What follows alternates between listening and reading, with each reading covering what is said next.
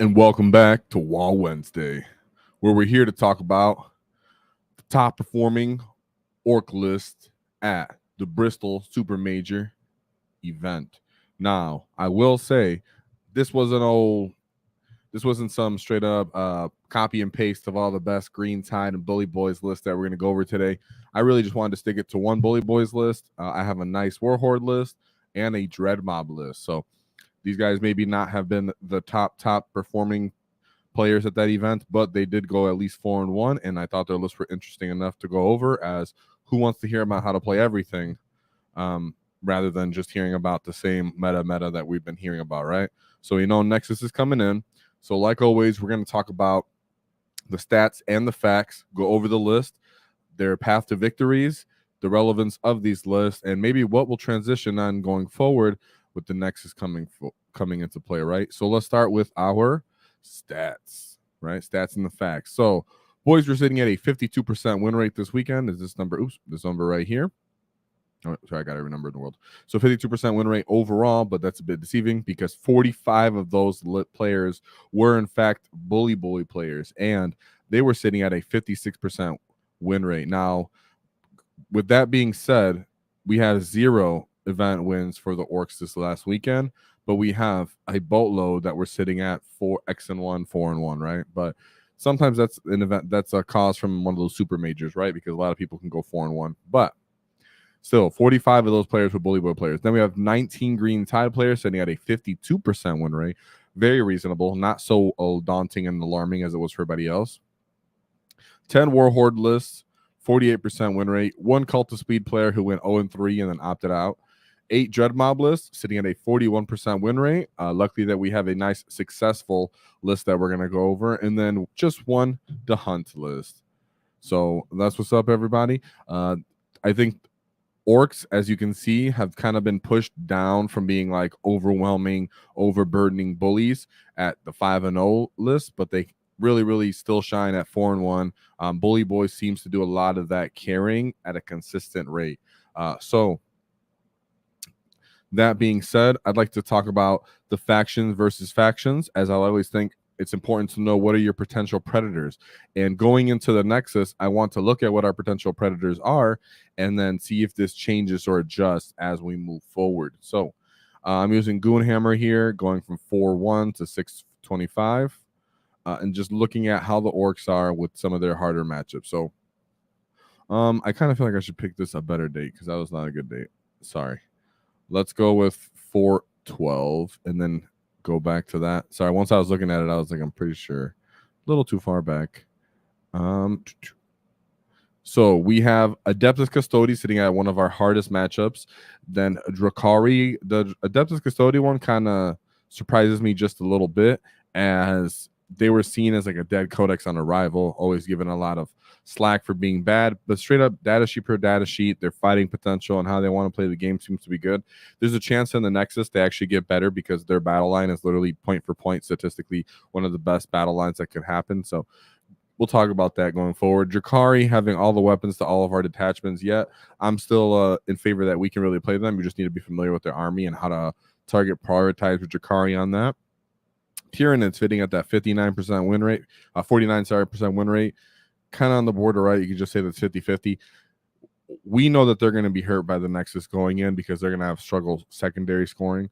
Black Templars, Adeptus Auroras, Necrons. I like to think that Necrons, Sororitas, and Chaos Space Marines should all be paid attention to going forward, which are all 50% win rates. Also, Grey Knights that had moved to a 52. I want to see if with the secret missions coming in, if all of a sudden Grey Knights might end up overcoming us and start beating us out, right? As for that, Orks pretty much have a 50% win rate into a lot of the different factions, meta armies, and that there are in the game, which is a really good sign. It means that GW at least shouldn't be overburdening and overbearing with this point increase that they're looking to give everybody, and at least hopefully this week. I'm quite hopeful that they're not going to go overboard. One thing I would consider being overboard if GW decided to make boys go up like 5 points. I understand there's a lot of lists that have them, and that Green Tide is very scary, but I think that's kind of overkill at that point, hitting the characters and just the different changes to battle, like Green Tide not being able to be used with pistols to score and while they're in combat anymore, and all these different factors, maybe making Mega Knives more expensive and War Bosses more expensive because they're going to be very common in Bully Boyz as well, could be enough to just offset the green tide and make them not that effective. So I don't think that GW should go overboard. Orks have been kind of held in the reins, as we can see with the drop of the CSM Codex, Sisters of Battle. We'll see if the GSC list makes any relevance, but that also with Nexus, I think we really just need to see how Orks end up doing, and going into this, how is this going to affect how they play in the meta as a whole? Are people going to tech into, I'm just going to take a secret mission and kind of use that to try to kill you? So these are all things we should keep in mind, kind of have an understanding that we're sitting at 50% into a lot of different factions. Is that going to change with the Nexus as they change the ways that we score and play the game? So I'm going over the the Bristol 40k Super Major GT. This was actually in the United Kingdom, and I'll give a shout out to chat right now, as I do have the mission pack for this that we'll be able to actually go over which missions for what and round per round, which is one of the benefits to using one list, or sorry, one event, and someone actually giving me access to this, as two of the lists that we covered from this event are people that are regulars in our Discord. So shout out to you guys as we go over this, and it was great to see you guys do so well. So then we have a super chat from Down Under Gamer. I have been trying to get Dread Mob to work, as I found Bully Boyz a bit boring. Unfortunately, haven't seen the same results. Whoa, for the $5 super chat. Yeah, you're definitely not going to get the exact same results, is because Bully Boyz is just more direct, pressure orientated, puts them on their back foot. As a Dread Mob player, it seems like we're kind of hemmed into a certain kind of archetype, which we're actually going to go over here in a bit. So stay tuned, as the same list that we're going to cover, we've been seeing something very similar. So I think an archetype has kind of been formed. And before we go into that, we have another $10 or $8 about that's $8, sorry, from Dressel 92. Love seeing everyone's entries in the paint competition. Do you think you'll have a prize for the top voted one? I'm still in contention with David on that. We're still kind of talking about that back and forth. I'm hoping to get a yes off this and just see how it goes, but we just have a lot of entries, and I'm pretty excited about that too. This isn't very legit painters and hobbyists in our community, so thank you for that. Whoa! So I think that'd be a great idea, and it gives people more encouragement, as I want to do it regularly. Shout out to everybody in chat, because I'm really excited for the points that are coming out, and I'm really excited to cover several of these lists, because it's not just Green Tide Bully, as we've seen all the other kind of the weeks that we've been going into this, right? So at the Bristol AGT event, we'll just know we'll be able to go match the round with what the player was actually trying to do in their matchup, which will give us even more clear transparency. And from America, you can see kind of the UKTC terrain, how it looks. It is a bit different than the GW setup and everything like that, but for the most part, it's still quite good. Just a different kind of meta and how you want to play it, right, with the shooting lanes and such. So that being said, let's go over the first list that I want to cover, the first players that I really want to get into, as I know most of you guys will be excited for something like a War Horde list. So I want to start with the War Horde list of this weekend. So with this War Horde list of this weekend, we have Rigger Sons Make Riggery Face from Ashley Proser from the War Horde. So on Ashley's list, we do have 3 beast bosses on foot. Let's go. Whoa, come on, man. Let's bring him back to beast bosses. Everybody loves that devastating moves, sustain 6s. You really want to see that. Then we have Boss Snickrot, followed by a Death Killer Wartrike and a super cyborg body on this Death Killer Wartrike. As much as we've loved this in the index, we love it if you're still playing the War Horde.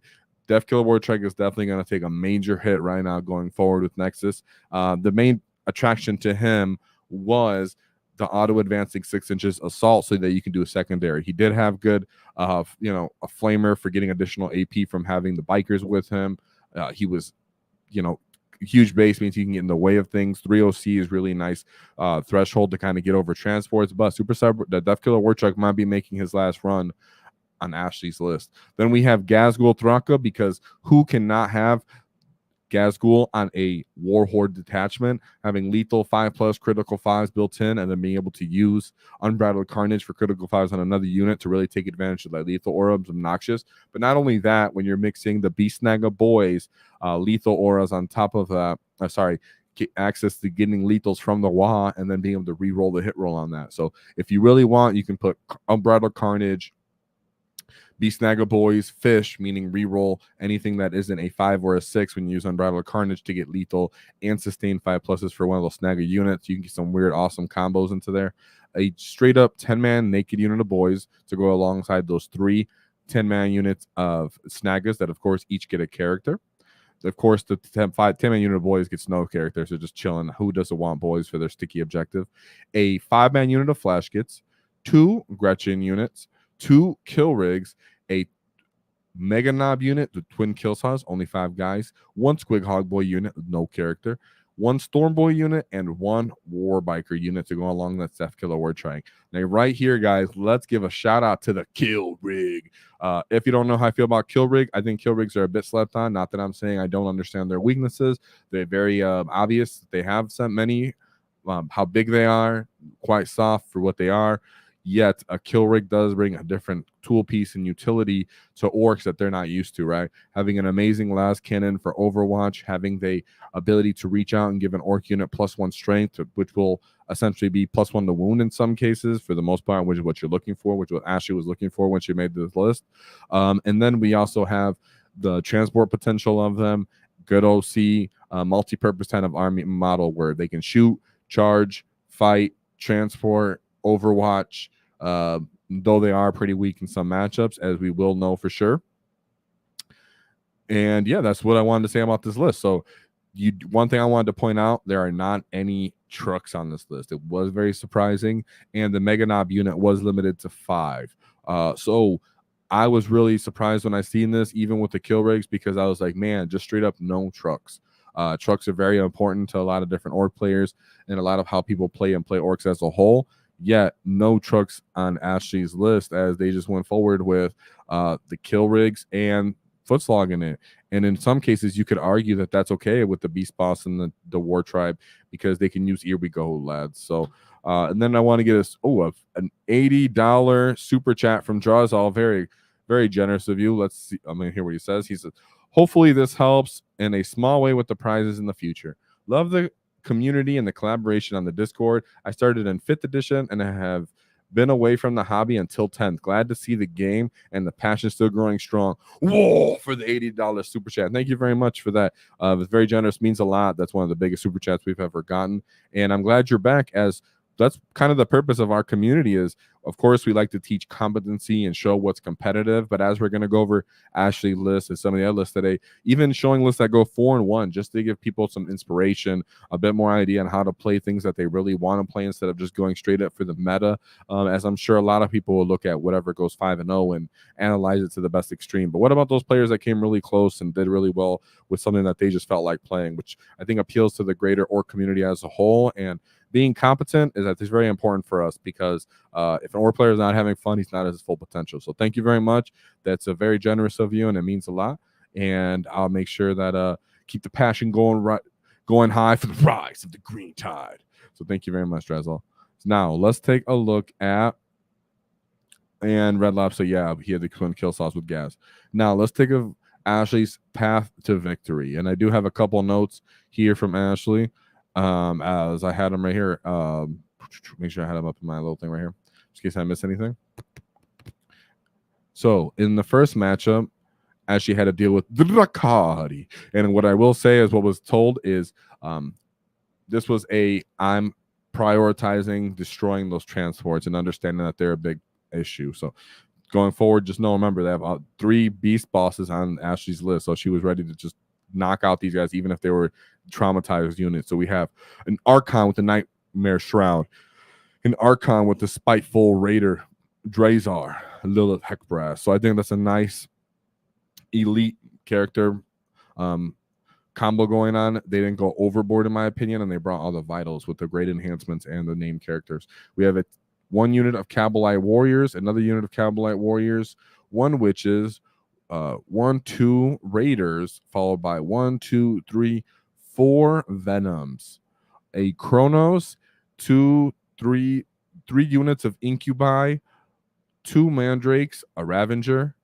1 Reaver, and then 3 units of Scourges for that nice volume of Dark Lances. Now, Ashley told me here just straight up, pressure was the main way of the game here, understanding that they had to disembark those raiders and those transports to really get into the Dark Eldar. Even with the units of them being kind of weakened and trying to go in and get killed, they knew that with the beast bosses they could end up killing it. The Death Killer War Trikes would have been good for just straight up scoring and just forcing him to get rid of him, as it was a total nuisance for the most part. And in some ways they were actually pretty disappointed with the Beast Snagger boys in this matchup, or overall with their list design. And not to talk bad about the Beast Snagger boys, but this is one of those lists where you can assume your Beast Snagger boys jump out, go throw a bomb, and then get hit by like 5 different Dark Lances to the face, right? So it seems like the beast bosses, the auto hitting last cannons, understanding how to use target priority on this to dismount them and then run them over with even diminished units of Beast Snagger boys. So great job on that, Ashley. Then into the second game, which is another list that we're going to actually cover, was James Ball's Dread Mob list. So we're actually going to cover this, as he did well as well, but we're going to look at, this is the one and only loss that Ashley took, which is to another Orc player. And Ashley themselves said, I really wasn't expecting that. I was expecting the shooty kind of match, like a meta, as you can see in the UKTC terrain. But Ashley was like, here we go. I had to actually go into Orcs. Actually, let me go back. I had a brain fart here, because with this mission on the Archon, what happened here, I had to show the first mission, silly guys. Sorry, I forgot I had this for once. It was priority target and Chilling Rain. So, you know, this is one of those slower scoring kind of games where you just have to, you don't have to overextend. You can do a lot of staging here, as you're only going to get 10 points for those primary. Chilling Rain means it wasn't too complicated way going in. This is the terrain that I had to go into. So just so everybody have a bit of perspective on here, as you can see, the big open lanes on the UKTC is why Ashley was kind of assuming that she could just shoot, have to expect a lot of shooting, excuse me. But this is also why James Ball was able to get big lines of sight with those Luda bombs, as we're going to look at his list going into the Luda bombs. But in this case, in round 1, they had the Archon and the big Dark Lances, so the Dark Lances could just cut big lines of fire here. Stage in these L-shaped terrains was actually good for the Beast Snagger boys and such, as you can see them in the deployment zone in the middle of the map. So that's how mission 1 was. And then before we look at the Orc versus Orc matchup, this was round 2. So sorry, I was making sure I'm doing this correctly. He was the round 2 for Take and Hold and Chilling Rain. Everybody understands very basic Take and Hold. It's the way of the 40k. And they're playing the Search and Destroy deployment, it looks like, as you can see the green line and the red line here. 5 objectives. In these kind of box, if you're not used to this, if you're playing on the GW terrain, this box right here is not a magical box, but they just still use something that kind of looks like that, right? So as for this matchup, on mission 2, Take and Hold, this is where Ashley was playing into James Ball Dread Mob list. And on the Search and Destroy, Ashley was just saying that, you know, they didn't have too much respect. Let's look back at the James Ball list. Sorry, guys, that I jumped around there. I'll be better on the next ones. As we look in James Ball list, let's take a look at his whole list before we look at what most likely went on in that matchup. So we have a Big Mac remaking his appearance here. Nice to see him be off the shelf and not totally dusty, as people were kind of down about him. 1, 2, 3 Big Mac with shock attack guns. Love them for the little bombs. 1 Ghazghkull. So Ghazghkull Thraka making his way on a 4-1 Dread Mob list. And Ashley did have a bit of commentary for how this was used against her. And then we have a Zagra Wartsnaga, followed by 1, 2, 3, 4 Gretchen units. Notice none of them are 20-man units of Gretchen. So James was being very cautious to just bring the 10-man unit. 1, 2, 3 trucks, followed by 2 battle wagons, followed by 1, 2, 3 Luda breaks. Now, look at this. None of these are maxed units of Ludas. All of these are simply 5-man units with the shock attack guns, and still very much worth it. So think about that. Then 1 Meganob unit, followed by just 3 Meganobs for gas, and 3 mech guns, all with smasher guns. Now, this is where you can see the Big Mac making his appearance, and this is where people really need to notice that if you're playing on something on UKTC, if you're playing on something that has these walls where you can actually end up staging, sorry, you can't see where I'm pointing because I don't have a pointer, but where you can end up staging in these L-shaped terrain and jumping through that wall so your smasher guns can get a line of sight. You can come in from strategic reserves, one of those units of smasher guns, and really overwhelm a flank with all these transports, being able to set up your Ludas in position where they want to be set up, and in the game, as well as being able to use Ghazghkull Thraka as a mid-table bully, which is what essentially was done, which Ashley did mention that one, Zagra was a big factor in this matchup, as knowing that this was Ashley's only loss, they were actually put in jail. So Zagra ran up the field and really blocked Ashley in their deployment zone, and Ashley seemed to undercommitted. Therefore, didn't really get anything other than screens from the other Gretchen and other weak targets like trucks that they could end up getting into on the turn 2 for the wall.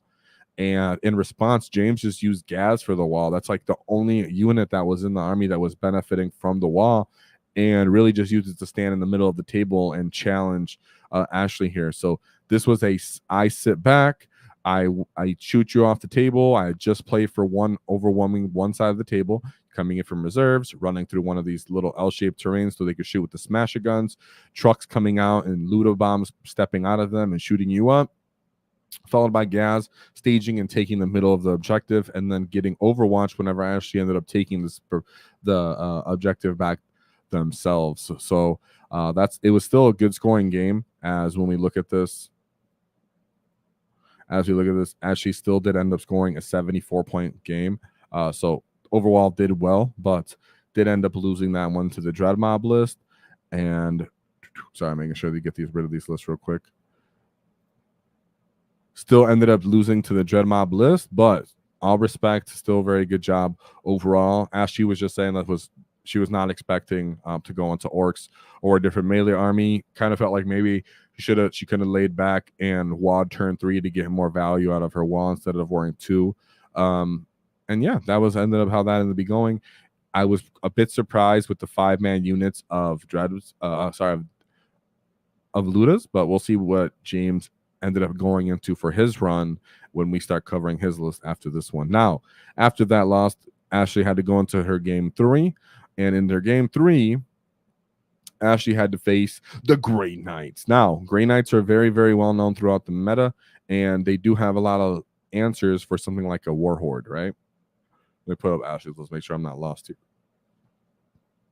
Okay, so now in this matchup, I just messed up. Let's look at what the Grey Knight player had. We have a Brotherhood champion with Sigil of Excellence, a Brotherhood librarian, another Brotherhood librarian, Grandmaster Voldrus, and Grandmaster Nemesis Dread Knight, followed by 1 5-man units of Terminators, followed by another 5-man units of Terminators, a 10-man unit of Strike Squad, another 5-man unit of Strike Squad, another 5-man unit of Strike Squad, followed by 1 Nemesis Dread Knight and 1 5-man units of Paladin. So a lot of small, kind of minimum size units besides that one, and there are a lot of Marine chassis bodies here. So not to mention, not really a lot of these Dread Knights nor librarians, like 2 librarians not even going for the max 3. So they're going to have some difficulty trying to kill some of those wagons, truck at a reliable state pace. And you have, remember, all those Beastnagga boys, not to mention Ghaz. If Ghaz goes into any of these bricks from Ashley's list, they're chewing through these guys as a whole, right? And you really just got to tag Grey Knights. So as for this game, Ashley said Grey Knights had enough gets to screen everything. And again, the War Tower meant he didn't dare move, or he would end up taking Overwatch. And even then, having a War Tower is great to just pop Terminators, pop Paladins, pop Nemesis Dread Knights, or at least hurt them towards the end. And that sometimes really just Ashley just understood that she didn't need to fight, didn't need to charge, really had to just take out the objective and screen, which is a point that she learned overall from training and watching the channel. And that they used to charge everything back in the day. I think we can all relate to that, right? So Ashley played it cool here, very wise. And this was mission 3, right? So I should have shown mission 3 here, so we can move on to that. Mission 3 was purge the foe for sweep and clear.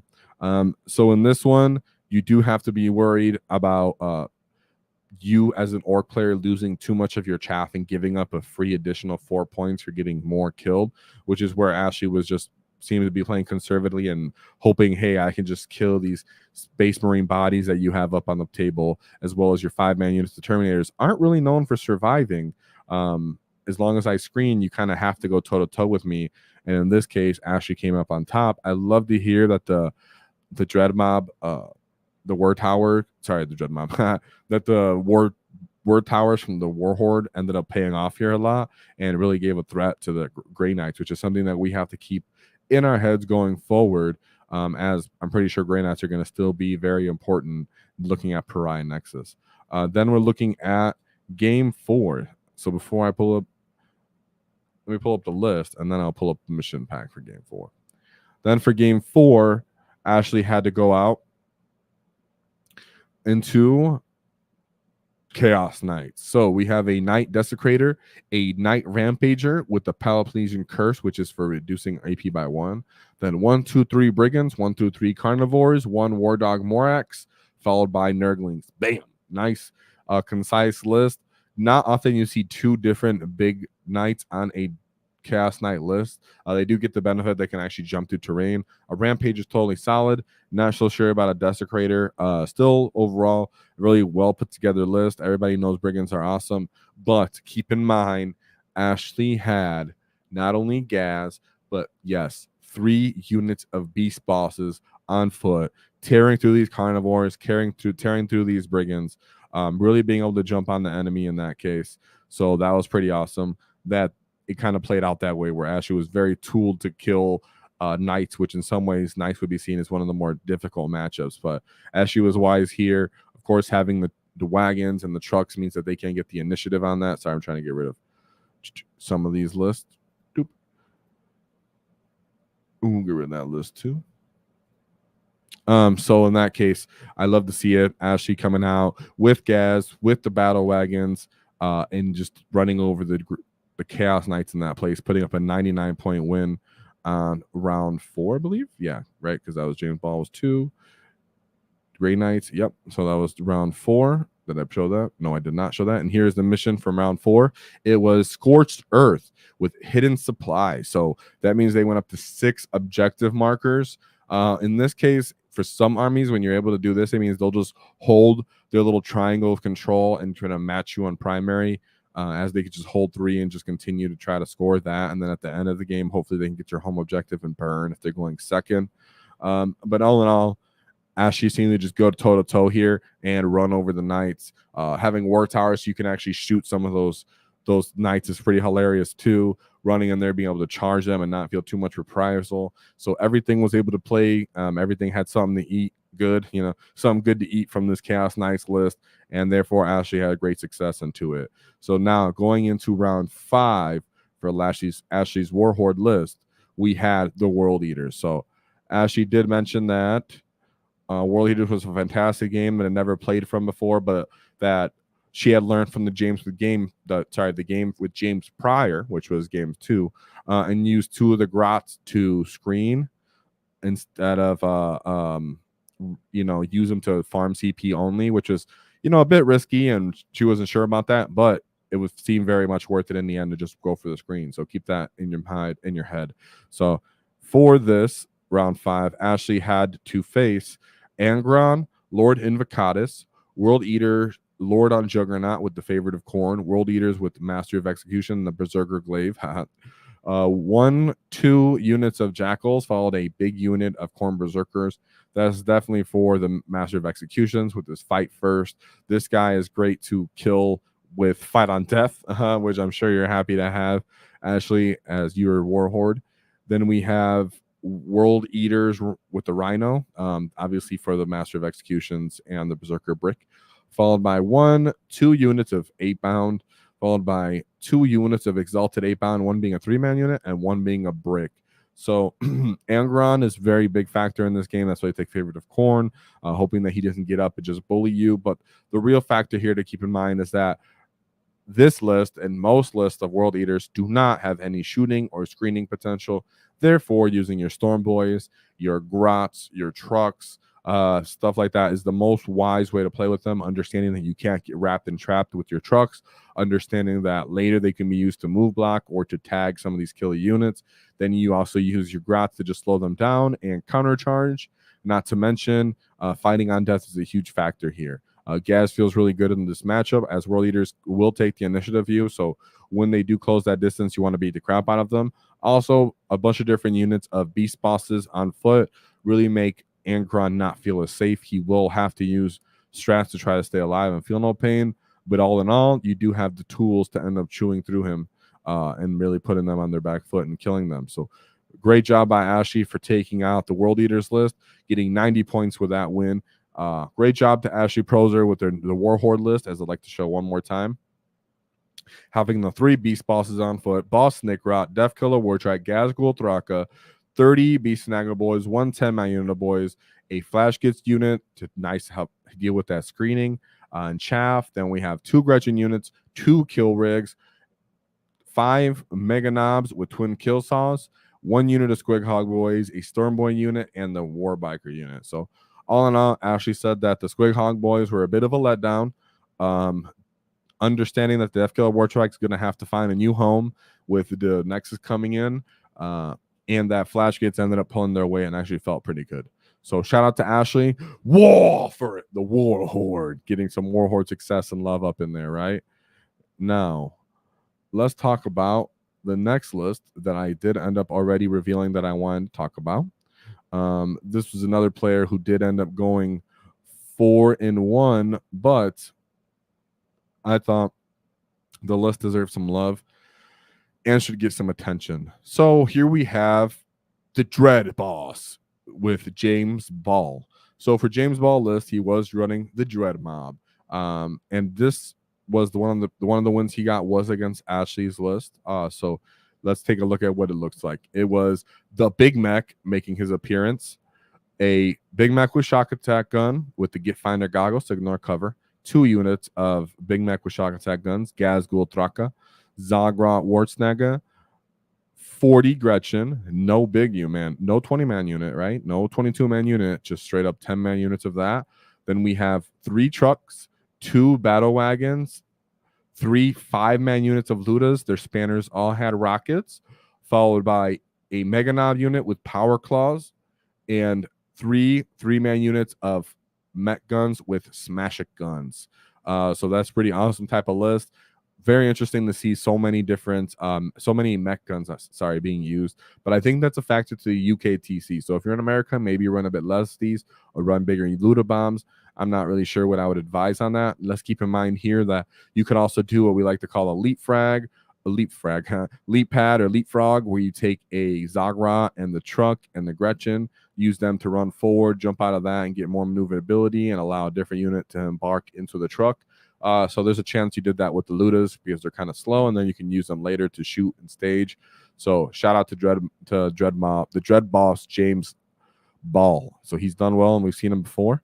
Let's take a look at his win path and what armies he had to get into to go 4-1.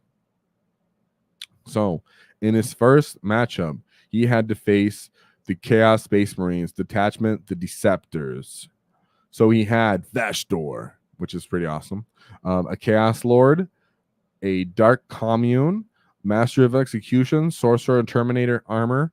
Then he went for Battle Line, 1 20-man unit of Cultist Mob, followed by a 2 10-man units of Cultists, a 5-man units of Legionnaires, followed by it's 1 2 3 4 units of Legionnaires. So 4 5-man units of Legionnaires, followed by a Havoc unit with 4 las cannons, 2 Possessed, a Warp Talon, Chaos Land Raider, Forge Fiend with Ectoplasma cannons. Goodness, that was a bunch of different small units. Very MSU kind of list here that James Ball had to go into. But you know what looks really good into this? A bunch of 5-man units of Ludas, right? Very good at picking up any of these Legionnaires, the Warp Talons, even the Possessed end up getting picked up in this matchup. Really great to see here. Zagra being able to run up the field and either pressure and or even charge into maybe this Cultist unit.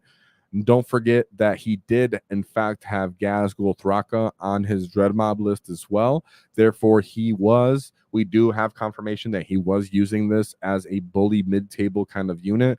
And really, Ghaz is the only model that relied on the wall for his Dread Mob list. Therefore, he could use it as soon as he felt like he needed to get into this Land Raider, the Forge Fiend, or just straight up challenge and bully the mid table, ride that 4-up, feel no pain, and the Makari invuln. Of course, even if, you know, just Ghaz survives Makari dying and the Meganauts dying, Ghaz on his own can continue to fight and kind of contest that mid-table objective. So in this matchup, when you're going into a bunch of Marine bodies, some chaff bodies, and a couple elite vehicles, Luda bombs followed by a bunch of 3 damage mech guns into any of your elite infantry or legionnaires, followed by Ghaz bullying the mid-table and being able to punch up into your Land Raider, using Zod to take the table first and being able to allow you to position more and be able to countercharge seems to be much more of an importance in this matchup. And I'm really happy to see that James was able to pull that out on game 1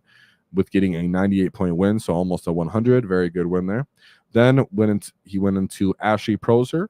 So Ashley was another 4-1 Orc player that did very well with their only list. There was the only loss. So let's take a look at this list. We have 3 units of Beast Bosses, Snickrot, Death Killer Ward Trike, followed by Ghazghkull Thraka for the leaders.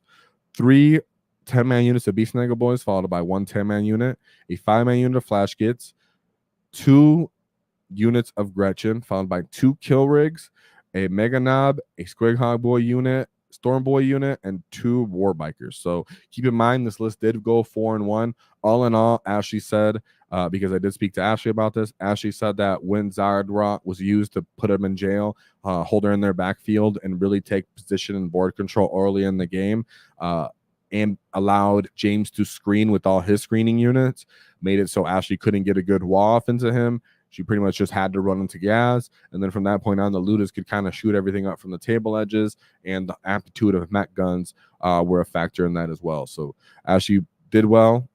74 points for Ashley to James's 87. But all in all, James pulled that one out into the Orc on Orc matchup, which is surprising considering only 5-man units of Ludas. It was very caught me off guard to see that. But James is proven to be an excellent player. Now, as for James' third matchup, he went into the Chaos Knights with a Knights Rampager, followed by a bunch of War Dogs. So we have the Penelope of the Cursed Knights. So for the Knight Rampager, I do actually have the data sheet, so I'd like to show that since making his appearance again for tonight. We have Movement 12, T12, 3-up armor save, 5-up invuln, 22 wounds, 6 leadership, 10 OC. As you can see, not very much going on for the range attacks for this Knight Rampager. You can see he just has a silly heavy stubber, a bunch of different effective melee profiles between the sweep with the claw, sweep with the chainsword. Then it says for Bloodlust, each time this model makes a charge until the end of that turn, you get sustained 1. In addition, this model is able to declare a charge and advance. And then friendly War Dogs within 9 inches of this model, each time they make an attack, you reroll hit rolls of 1. So giving an aura buff, as well as he has the Penelope Knight, which is whatever that means.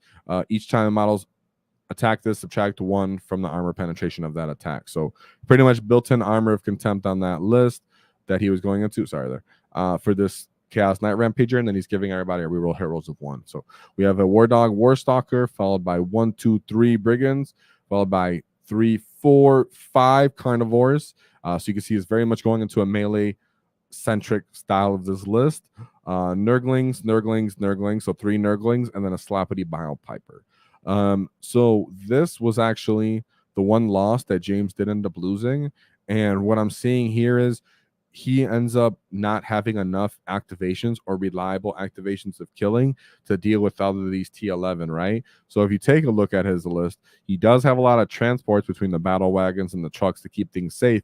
But once they disembark their cargo, these transports are getting killed by the melta weapons of the brigands, getting chopped up by the carnivores. Of course, Zardrot can run up and try to delay these models a bit, but the big Knight Rampager can still run forward, advance and charge, walk through things if they want to. And then the Luda bombs, without getting big shells for bigger gets, aren't reliably taking out any of these small knights. The Smasher guns themselves are more for elite infantry than something like Night Rampagers and Carnivores.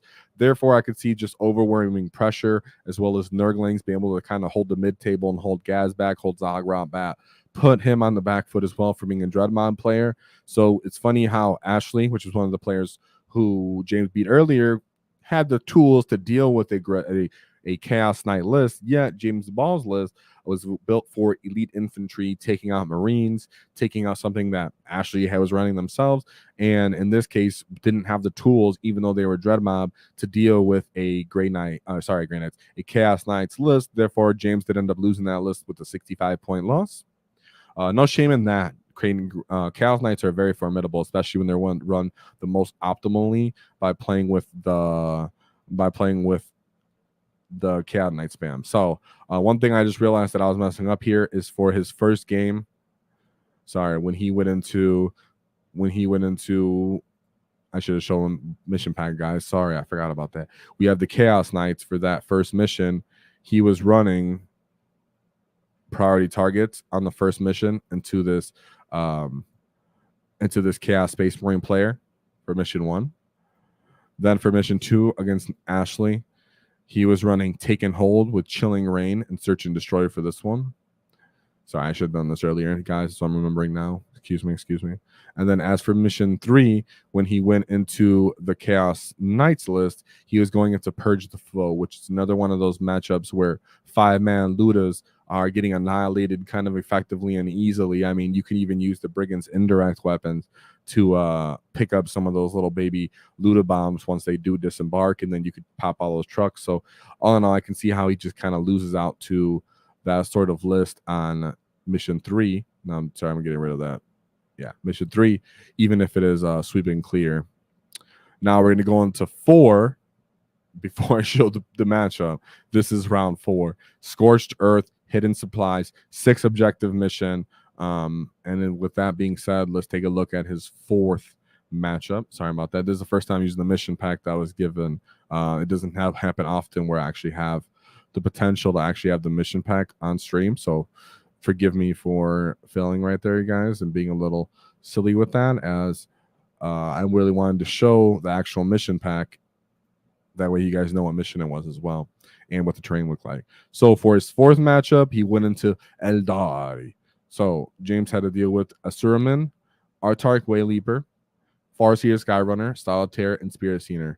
A Dire Avengers list, a Night Spinners list, followed by a Shroud Runner, another Shroud Runner, Vipers, a Warwalker, 1 unit of Warp Spiders, just a 5-man unit, a 10-man unit of Wind Riders, and then a 10-man unit of Wraith Guard with the Wraith cannons. Now, what I will say here is a lot of these units, such as the Shadow Runners, the Warp Spiders, the Dire Avengers, they are getting annihilated on Overwatch from Ludas if they ever go to play the primary mission.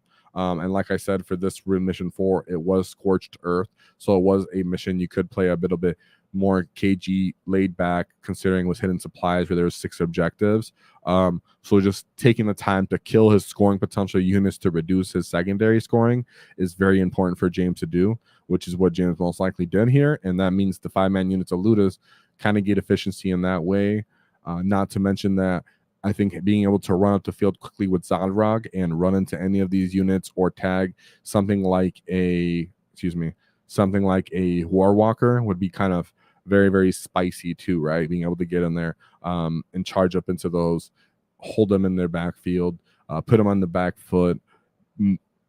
Kind of, that's what really Eldar hate about us, is that yes, they can do devastating damage to us or even shoot us down, but even if a dwindled even if a dwindled unit of Orks covers the distance and starts touching any of these guys, putting pressure on them, pushing them back into the field, they don't really have the combined arms force, especially this sort of list, to push Orks back. Even if it was a Dread Mob list that didn't have all the typical fighting MSU skirmish, it still did have a bunch of the transports, a bunch of the Ludas, a bunch of the Ghaz being able to bully the mid-table and really challenge people and overall and cause a lot of firepower to go into him. So shout out to James for taking out that Eldari player. Nobody likes pointy ears, right?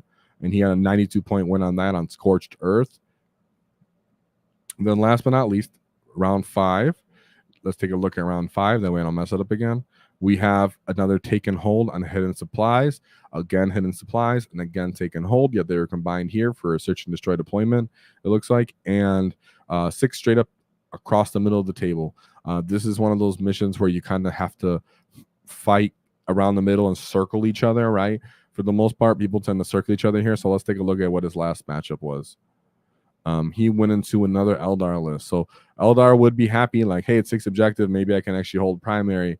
But in this case, they're playing kind of long, the short table edge, right? Because search and destroy means we can get closer to them. And we know that James had Zod. So we have an Artark Wayleaper, Farseer, and a Troop Master, followed by a 10-man units of Guardians, 1 Star Weaver, Rangers, Shadow Spectre, Swooping Hawk, a Trope, Warp Spiders, Wraith Knight. So he ended up having just 2 super big breaks of Wraith Knights. Big Titanic Wraith Knights. Pretty hilarious here. One was with the heavy Wraith Cannon, and the other in 2 Star Cannons, and the other one was with double heavy Wraith Cannons. So it's kind of just freaking hilarious to me. As you can see, he does have to run out into the middle of the table to try and score with this, since he can't just sit in that 1 deployment zone. Also, they don't really have, they have like very, very elite guns, and James has a bunch of transports that can actually hold and withstand the firepower from the rest of his army, as the Wraith Knights just kind of meander around trying to kill all of his smasher guns and all of his battle wagons. Of course, they're terrified of Ghaz covering that distance to getting into them. Remind you that James's list is all about just Ghaz taking advantage of the WAAAGH. So I'd love to see that. I would think that going first would be a factor here, and putting Zod up the table to touch and deal with any of these little stinky gits, any of these small MSU units would be a big factor here. But all in all, a bit surprised that it was such a high scoring game for James, as you can see here. I'm showing you real quick, just because the smasher guns don't have any very happy targets that they want to see, right? They're not really looking to go into the Wraith Knights in that case, but everything else on this list is getting shredded by the Ludas, the trucks, and when the smasher guns do go off, as long as they're not on some silly stuff, they can shoot the Warp Spiders away. They can shoot the Star Weaver away, and kind of rely on the Wraith Knights to kind of be the only things left standing on the table. Therefore, they're not scoring enough anymore.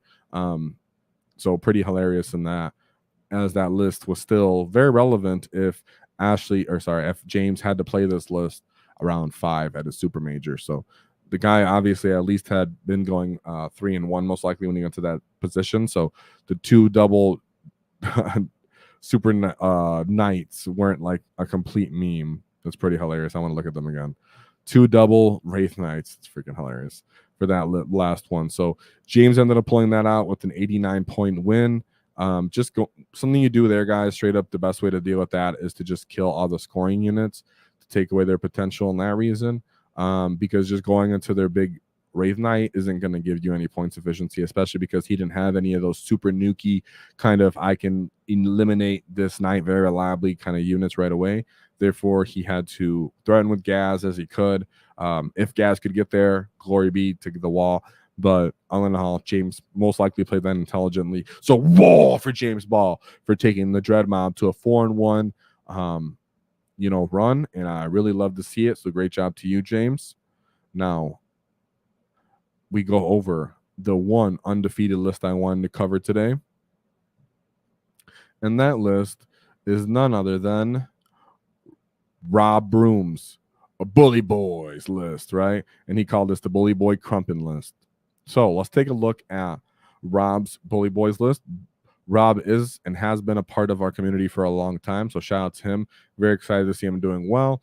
I still have messages from him from so long ago when we were just talking about lists. Now look at this get, right?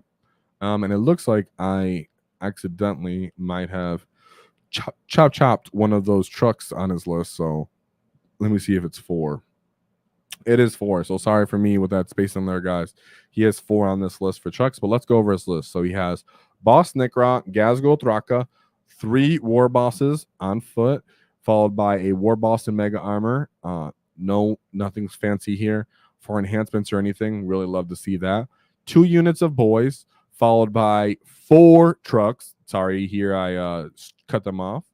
Then we have 2 5-man units of flash kits, followed by 3 Gretchen units, 1 2-man unit of mega knobs to go alongside Ghaz, and then 1 big man 5-man unit of mega knobs to go with the war boss and mega armor. Then he had 3 knob units. Those are all 3-man units. Power claw units. Sorry, I messed that up. Sorry, I'm looking at it again. It's a 10-man unit. Excuse me. Sorry, I messed that up. And 2 5-man units of knobs, all with power claws. And then 1 Stormboy unit, which I did chop his head off down there. So sorry about that, Rob, as I was a little sloppy right there. I should have done my spacing better. So he does have the big, my favorite scalpel unit of the 10-man units of knobs with the war boss, and then Ghaz to sit within range of that. That way he can get some nasty volume potential off that. Not to mention Bully Boyz being able to re-roll hits means that they can kind of go fishing for some of those 6s to a certain extent if they really, really need to get lethal. For the most part, though, you don't really need to do that. You're just really hoping to get hits in. But the re-rolls really makes it so it just becomes outrageous for that. I personally used to love this combo. And it really does get into kind of like heavy power armored T2 save elite infantry as well. So let's take a look at what Rob had to go into for his path to victory, as he was 3 points outside of getting into the final 4. So you can see he got number 5. He did the very best he could. So really, really honorable and respectable way to get up there. He was almost right at the door gates to really take at the gates of heaven to take Orks to the to the final 4, but sadly it just didn't happen, and that's all good. So as for his path to victory, so for game 1, oh, actually before I do that, let me show you round 1. Sorry guys, make sure I do this correctly. I'm not gonna let it happen again. We have priority targets and chilling rain. Of course, this is the UKTC terrain. So yeah, this is one of those missions where you do want to take it easy. Not take it easy, sorry. Play a bit more proficiently laid back, as you can kind of score most of your primary at the end of the game. Going for a max of 15. If you end up going second, you're more likely to get that going off. And it is a slower scoring 10-point max per turn in the beginning of all those primaries. So secondary is a big factor into this. Let's take a look at his game round 1 matchup. He went into Blood Angels. So I do have a couple of notes. Make sure I don't miss the notes from Mr. Rob. Let's see if I missed something from his Blood Angels. Okay, so he pretty much said that he took the Blood Angels game very seriously. So let's take a look at the Blood Angels list. We have the Sons of Sanguinius. Sons of Sanguinius, what really matters about them as an Orc player, you should keep in mind, is getting yourself +2 strength. Means your chainswords get up to strength 6, and your power fists get up to strength 10, which is a nice threshold when going into Orcs. That way you can wound us more effectively. So we have a captain, another captain with the Vigil of Death, La Martis, a sanguinary priest on jump pack with the icon of the angel, and his Sanguinor, followed by 1-2 units of assault intercessor squads, 2 impulsors, followed by 1-2 units of assault intercessors with jump packs. That's hilarious. So he has intercessors on foot and the jump pack. So normally these aren't scary at all. When you're an Orc player, you're like, jetpack, chainswords, that's nothing. Now they can wound you on 3s into your knobs and all these different units that are typically T5 and getting rolled over. Of course, you have a war boss in there, so you're taking that back to a 4. I know. I'm just saying that's the kind of threshold they can get over. And those power fists get up to strength 10. So they become a threat to all of your Orc infantry, which is something that we're not used to seeing. Then he had a 10-man unit of Death Company with jetpacks, all with power fist. 2 Gladiator Lancers, 1 Scout Squad, a Vanguard Veteran Squad with jump pack. All of them were taking Vanguard veterans with storm shields, and a Caladius assassin. So he has a bunch of missiles, well, 2 different missiles of 10-man jump pack units, and then everything else is 5-man units for skirmishing, some transport so he can stage and kind of get out and charge you with these impulsors, with these assault intercessors that are impulsors as well, and then a couple anti-tank transports. So I like to see that. He actually has stuff to pop Rob's truck. So let's see. So Rob said, he says he pretty much turn 2, he just goes up with Ghaz, and he pretty much yeets a full threat overload into the Blood Angels. So he pretty much understands that the Blood Angels are going to try to play tacky and run at them one at a time. He decided he was just going to go all out at them, which does make sense considering these are only a Death Company list, and this veteran squad are the only ones that are reliably like punching super hard compared to everything else on Rob's list, where if he fights on death and counter punches, he can end up taking them down with them and just skewing it. So he said Ghaz slapped the Vanguard vets for 2 turns.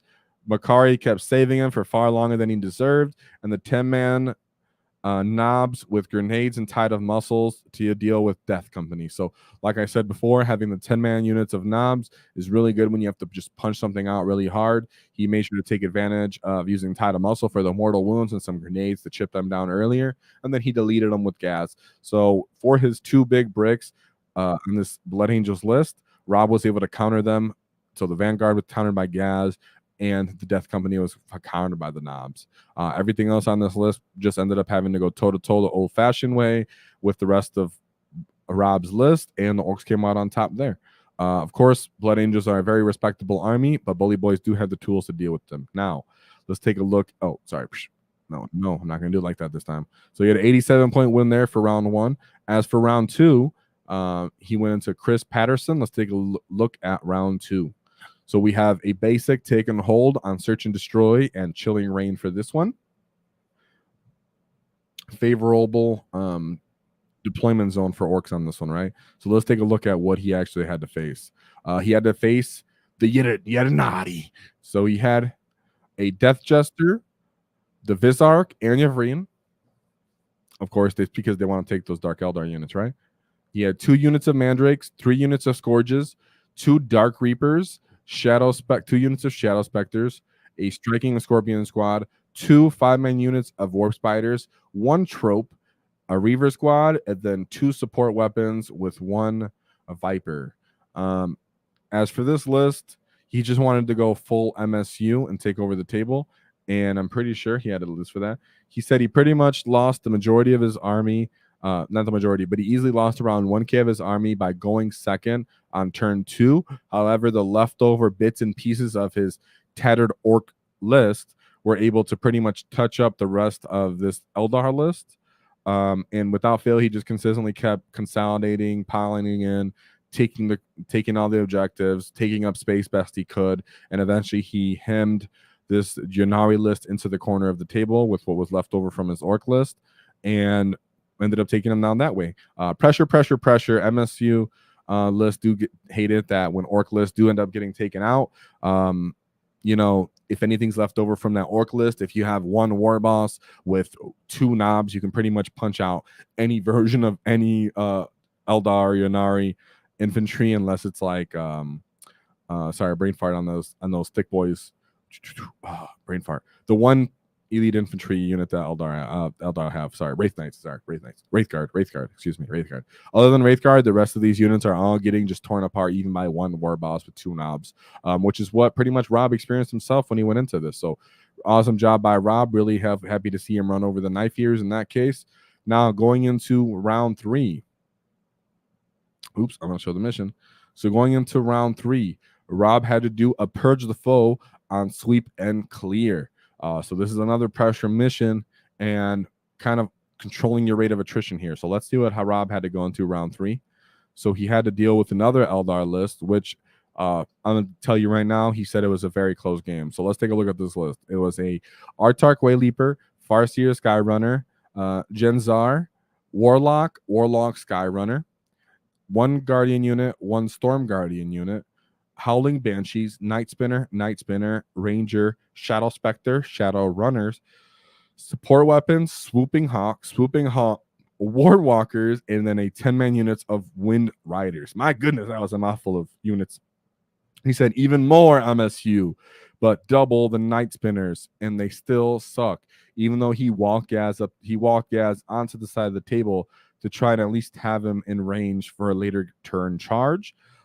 Same as the previous game, tactic-wise, he pretty much just tried to run them over with pressure, but yet not let them completely wipe out his units. That way, whatever's left over can kill them. Ghaz ended up making a 7-inch charge to kill a single model for that Purge the Foe, as we talked about right here. So Ghaz had to make a charge so that he could end up killing to set off that turn Purge the Foe for turn 5. And he pretty much said it was a very close game and then it was hard. A little bit of luck involved, but you know, he was also very smart to understand that not allowing them to completely kill your unit, so that even the leftover visage of your unit can deal with them is the way you take out Eldar, and just to run them over and push them into the corners of the table. So great job by him. So this is still 3-0 going into round 4. Rob had to face another enemy of ours. Let's take a look at the mission.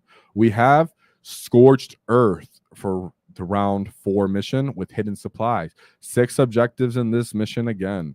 Let's take a look at this. I'm really excited to see what he had to go into. So Rob had to face, getting rid of some of those lists.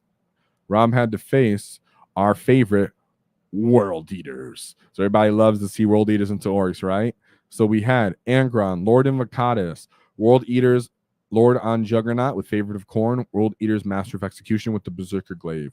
1 2-man units of Jackals, followed by 1 10-man unit of Corn Berserkers with the Rhino, of course, so they can all be in that combination put together. 2 8-bound units, then a 3-man unit of Exalted 8-bound, followed by a 6-man unit of Exalted 8-bound. So we've seen with this kind of list what happens when you go into it. So in this sort of list, you as an Orc player need to understand that you need to screen with your Gretchen. You need to use your flash kits to chip down those infantry units if you can, as the Strength 6 does go into 8-bound quite reliably well. 5-man units of knobs are good for countercharging in this case. But what for Rob ended up saying here, let's take a look at Rob. Rob said for his round 4 World Eaters list, he said that the World Eaters player was a bit timid, so he didn't bother engaging him. He fed him Grots and Boys to block him as much as possible with the lanes, and he blocked the lanes with the trucks. He used Snick Rot to forward deploy and drop 3 of his units from scouting, but he had clumped them all together. So then he ended up promptly running him away so that he can use him to score later, though. So he ended up having first turn, from what I presume from that. Also, being able to fight on death was a huge factor here. He did keep so many of his feel no pains so that he could try to stay alive, but the knobs ended up killing them. Knobs being able to fight on death, he said, was a huge factor in this matchup, taking out the Berserkers and the 8-bound, as well as Ghaz running around killing the bricks of 8-bound in the end. And pretty much that all there was by the end of the game into this matchup was Angron, as he pretty much used Snickrot to stop the scouting units, use his knobs to fight on death against the powered armor units, flash kits, Boys, whatever he could to move block and fill up lanes and empty trucks, and then just chose not to really deal with Angron, which sometimes is the answer when you're going into an army like this, because Angron does have all the tools to actually survive a fat clap from Orks, right? Considering he can give himself feel no pains, he can give himself reduced damage by 1, then he has a good amount of wounds, and he's going to be sitting there with still taking his invuln. So for the most part, and his good toughness means that you're not reliably taking out Angron unless you have like a really, really full unit of, let's say, Mega Nubs and Ghaz, or a bunch of beast bosses on foot. Other than that, he just has a really high chance of just surviving. Therefore, going for everything else on the list was very smart by Rob, and having the strat and the CP to fight on death, to be smart on that. So he ended up taking out the World Eaters on round 4, which is one of our matchups that if you know them well and how you use your CP is how you win, right? Screening, fighting on death, huge factors here. 94-point win there. Then into round 5, which we did see Rob already got a 100-point win there, but let's take a look at the mission. It was taken hold with hidden supplies again, which another search and destroy deployment zone. So as for his round 5 matchup, he ended up having to go into Grey Knights. So let's take a look at the Grey Knights. We have Brotherhood Librarian, another Brotherhood Librarian, a Tech Marine, Grandmaster, and then a Grandmaster Dread Knight. Strike Squad Marines, 1-2, followed by 1-2-3 Dread Knights, a fat 10-man unit of Paladin Squad, and then an Evastor Assassin. So there was some interesting points here that right away, I could say Rob pointed out for me that happened in this matchup. First of all, he was very aware of what the abilities he could do as for his movement shenanigans. So he said it was a bit anticlimactic. He spent turn 1 not doing much, moving around. He said he baited Ghaz into the middle and staged him, ready to hit from each corner near the center. He said the Grey Knight player took the bait pretty hard. The Paladins all charged Ghaz, who he also sent 2 normal Dread Knights into the corners. Unfortunately, he killed both of his own Librarians by rolling 1s and killing himself with rolling 6s. So the Grey Knight player did kill his own Librarians. Felt real bad, he said. Ghaz did end up dying to the Paladin squad. But at that turn, he wad and sent every other unit to his army. He pulled away one of the Dread Knights, but he picked up most of the Paladins, picked up 2 of the Dread Knights, 5 of the Strike Squad Marines, and the Assassins. At that point, the player didn't really have much left on the table and was really kind of ready to call it on that point, as he had no primary objective either. So yeah, pretty much that's what ended up happening into the Grey Knight matchup. So it was one of those things where he understood that he can tempt the Grey Knight player to have to play with him towards the middle of the table. We did see that it was a pull it up here, a 6 objective mission where he had to come up and actually take and hold to score any primary. He couldn't just dilly-dally the edges necessarily. Therefore, when he's seen Ghaz was ready towards the middle, which has happened to me in these Grey Knight games, the Grey Knight player goes, well, if I can kill Ghaz and these mega knobs, I can pretty much play the middle of the table. And it didn't end up working that way, as Rob still had a bunch of knobs. He still had a bunch of knobs, especially a 10-man unit, plus 5-man units, a mega knob unit. He still had boys to play the table, a bunch of trucks. And of course, everybody knows that just war bosses on the wall can do work, especially into a bunch of power armor armies and even Dread Knights for the most part. So thank you for the notes into that, Rob. Shout out to Rob for ended up taking out the Grey Knights 100 with a 100-point victory on that round 5 to end strong and try to really make his way into the final 4. He didn't end up making it, but still, let's get a great whoa for our boy Rob Broom. Very proud of you. You've been a part of our community for a long time. So shout out to you and Ashley for also giving me some nice compliments and just overall participating in our community and letting me know that some of the things we talk about together helped influence your great win path. And of course, you being great players on your own was the final and most determining factor. So shout out to Rob for that. With his 5-0 Bully Boyz list, we'll take one more look at that, as he did have the Boss Ghazghkull, Thraka on the Bully Boyz list, which, hey, I've said I'm not sure about that all the time, but it can do its thing. 3 war bosses, a war boss in mega armor, 2 10 units of boys, which I think is pretty awesome. 4 trucks, even though I cut one off there. 2 5-man units of flash kits. I'll just say right now, Rob said that he does like the flash kits, and they're still his favorite for picking up chaff and killing all those small units. And he did send a bunch of pictures in the Discord. So if we have a bunch of pictures, you guys want to see the Discord, we can check those out. He did have 30 Gretchen, which I really like to see. And then having the scalpel units of knobs or the SWAT teams, right? Because keep in mind here that he can run SWAT teams, which is when you take a truck, add 5 knobs and a war boss and a flash gets in there. Then you have a unit of flash gets to jump out and deal with chaff or screens or die first, and then the knobs to run out and actually kill something that gets in the way or tries to contest them for an objective. So shout out to Rob's list. I loved it. It wasn't a very copy paste samey version of Bully Boyz that had boys, that had big units of knobs, had little units of knobs, had flash kits, had Ghaz. Really love to see it.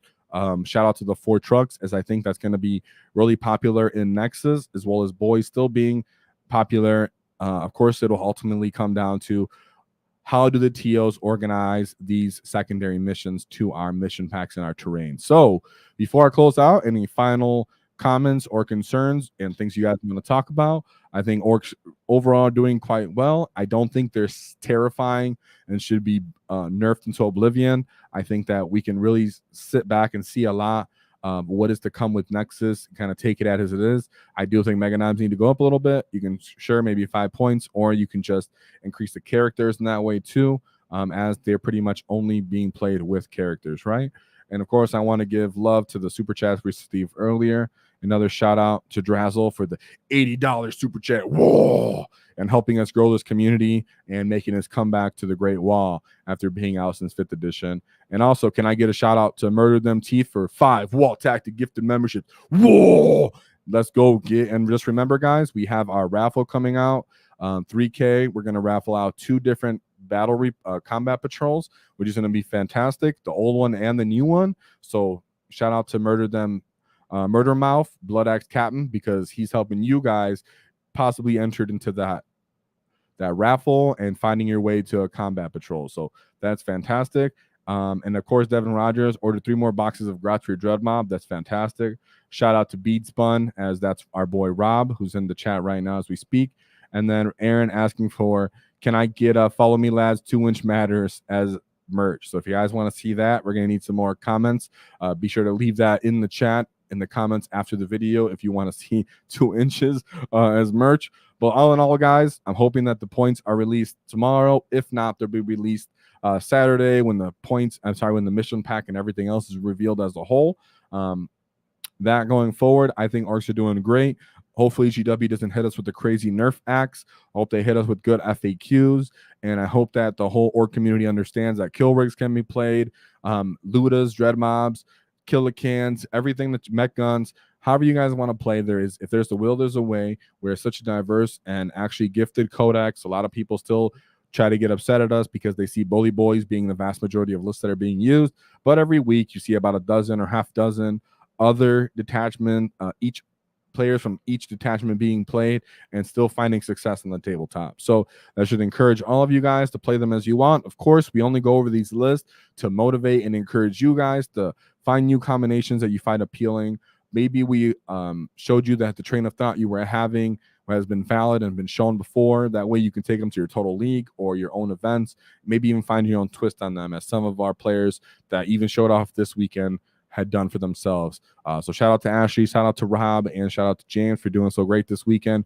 Of course, be sure to leave a like and subscribe. And of course, next week is when we're gonna show the War Boss painting competition, which will be our first time ever, and we hope to do these every month and make them more and more appealing. So be sure to join our Discord for free, and our Facebook, which we do talk there. I'm active on Discord and Facebook. You can always talk to me directly because it's all about the Great WAAAGH. But there's one thing to keep in mind, is don't cross the wall, because we not get Tifa.